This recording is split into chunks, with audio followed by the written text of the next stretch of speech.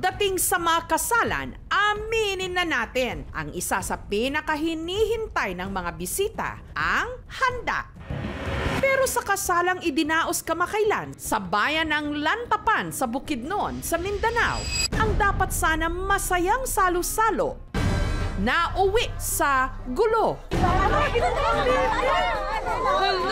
Ang mahigit 100 kasing mga bisita, sumakit ang tiyan, nahimatay at sumukapan ng kung anong itim na likido. Sa ilang dumalo, hindi raw ito ordinaryong kaso lang ng food poisoning. Ang mga bisita raw kasi sadyang binarang. Naaman galing barang nga. Anong naitabo ko mga ito sa kuha? Katong pangitabo.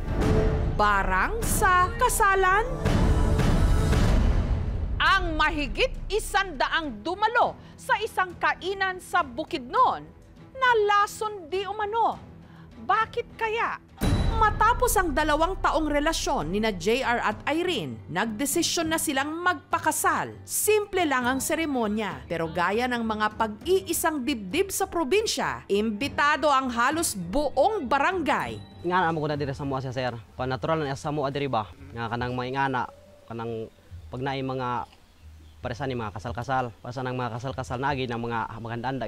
Ang mga handa, inilagay nila sa plastic na inilagay naman sa likod ng truck bago isa-isang iniabot sa mga bisita bandang 3:00 ng hapon. Ang pansit, medyo pilit.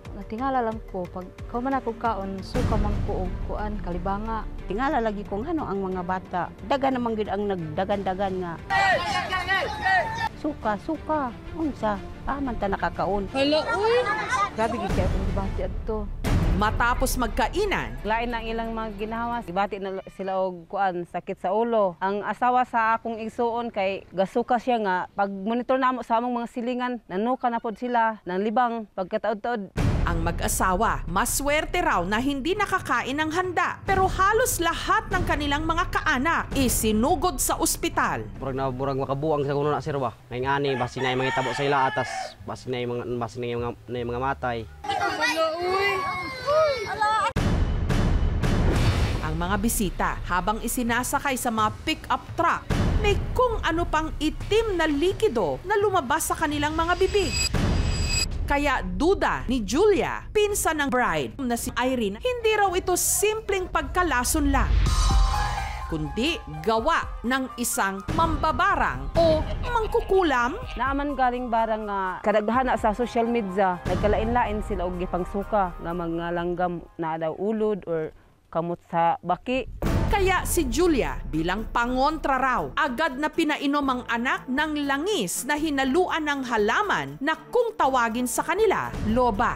Gamot nga parang gihimo naman siya og tambal, panangga, sakali may makain tayo na may sinasabi nila na barang. Pero nung hindi ito umepekto, itinakbo na rin niya sa ospital ang kanyang anak, kasama ang mahigit 100 pang mga bisita na dinala sa 4 na magkakahiwalay na ospital sa Bukidnon. Ang among gusto dire, kung kinsa man pod to, kanang barang manggaling nga kuan, makonsensya pod siya, sir, oy. Totoo nga kayang ang handa, binasalan ng kapangyarihang itim? Ang isa sa mga naghanda ng pagkain sa kasal, nahanap ng aming team sa katabing barangay ng Basak. Ang tiyuhin ni JR, si Dodong Wakat. Ang ipinaluto raw sa kanya, isang malaking kawa ng pansit at 7 kilo ng adobong manok. Alauna sa kadlawon, namo giluto. 2:00 sa kadlawon, akong gigaon. Kaya pag 4:00 din sa kadlawon pod, among giputos og silupin. Maayo pod ang pagkaluto sa atong pagkaon. Wala to'y binuang gibutang. Wala rin daw siyang dahilan para barangin o kulamin ang mga handa dahil mismo magani akong pamilya na apil ang kanang pagkaon. Ang pagkain na ilagay raw sa likod ng truck, kaya posibleng naarawan ito. Inabot pa kasi ng 15 oras bago ito na iserve sa mga bisita. Muna among gisakyan, unya pag umana mo sulod og silupin, among gisold sa balde. Balde dan among gikarga dere. Unya nag-travel ni mig kalapat na way tabel. Nainitang kita sa adlaw. The incident talaga is food poisoning, probably staphylococcal. Kailangan siguruhin natin yung ating mga source ng tubig is safe and also yung ating mga ingredients. Pangalawa, we have to make sure that we keep clean at all times. So we have to practice hand washing to make sure that we don't touch food with our bare hand. Also, make sure that you separate yung mga hilaw sa luto. So we have to make sure, especially yung mga meat items, mga sabaw, dapat napakuluan natin, and then the meat should be cooked thoroughly.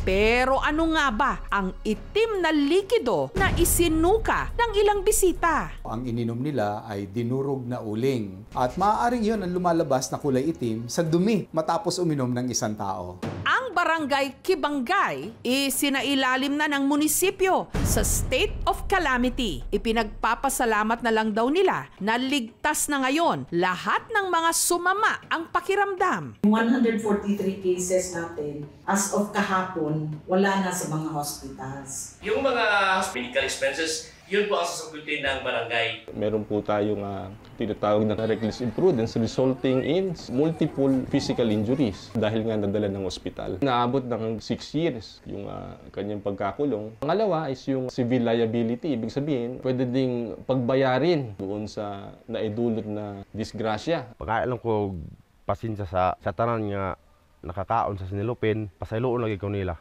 Si Dodong Wakat, personal na kinausap ang mag-asawang JR at Irene, pati na rin ang ilan sa mga naagrabyadong bisita para magpaliwanag at humingi ng tawad. Pasensya sa inyo kay tungod sa among gidala nga sudan niya napanos. Dawato na mo inyong pagpangay o pasaylo sa amo kay wala man po'y tao karon nga tuyo ni ang butangan og ang pagkaon og kanang makadaot sa mga tao.